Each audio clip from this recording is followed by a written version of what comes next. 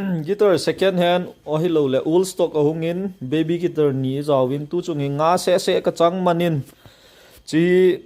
aman ho hi fixed price ai zenge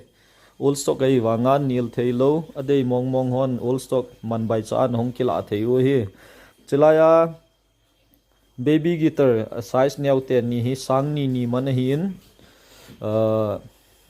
chi le chi sang ni le zanga hi in chi sang ni a hin chiong khu sang ni a hi in laya chi hi sang ni hin laya avom te ni hi chi te ni sang ni le zanga nga hi e chong le Yamaha hi atun le volume langa omin tu chungi a bag ahong tha pun a bag hi ti tabang a hi in aman bai cha bag hi guitar bag chi hi zakhat man hi bag to kila tha no mon bag to na kila tha theu bag na dei lo le guitar session kila theu hi